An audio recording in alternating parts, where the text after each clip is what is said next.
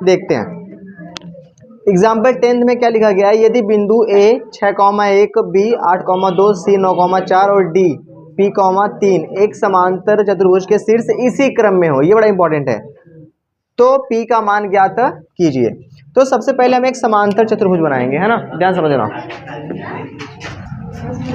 ये A है, ये B है, ये C है और ये D है। ये कितना है और ये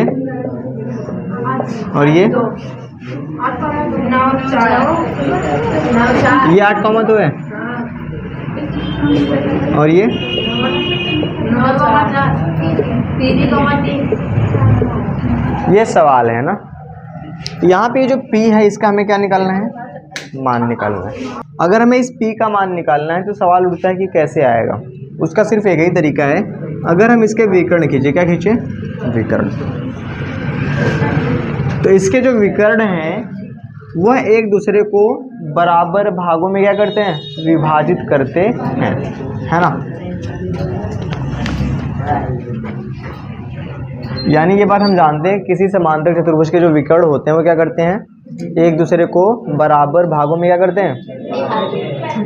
कभी भी एक चीज क्या, अच्छा, कभी भी एक चीज याद रखना, कभी भी ये AC जो है वो BD के बराबर नहीं है। मतलब जितना बड़ा ये है उतना बड़ा ये नहीं है ना।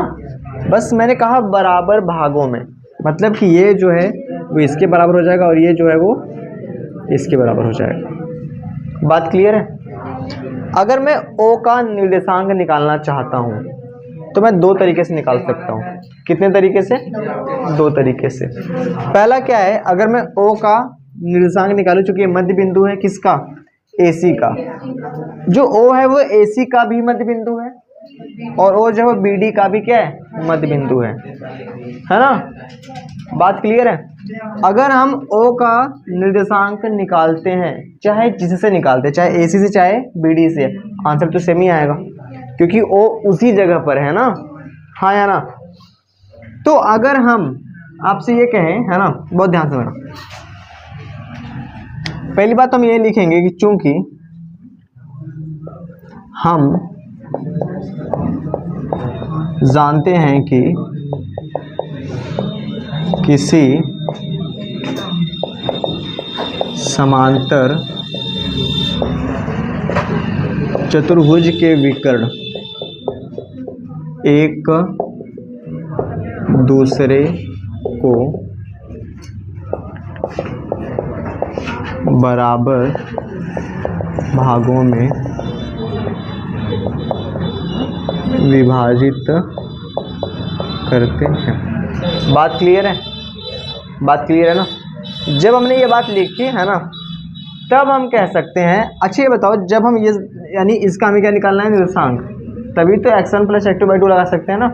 क्यों लगा सकते हैं, क्योंकि समांतर चतुर्भुज के जो विकर्ण होते हैं वो एक दूसरे को क्या करते हैं, बराबर भागों में बांटते हैं। अगर मैं आपको कहूँ, है ना, बिंदु O का क्या निकालना है, निर्देशांक, ऐसे अगर मैं लिख दूँ, ठीक है, क्या समझना कि AC के मध्य बिंदु का निर्देशांक। अच्छा बताओ AC का मध्य बिंदु कौन है, O है। और फिर मैं लिखता हूँ BD के मध्य बिंदु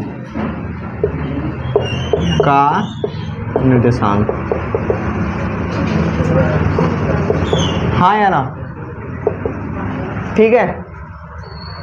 AC के मध्य बिंदु का निर्देशांक और BD के मध्य बिंदु का निर्देशांक, क्या ये दोनों बिंदु बराबर नहीं है, एक ही बिंदु है, तो यानी कि ये बराबर।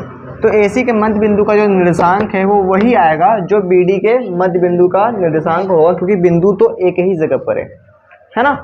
तो अब AC का जो मध्य बिंदु का जो निर्देशांक है अगर आपको निकालना है तो वो क्या होता है, x1 + x2/2 और y1 + y2/2।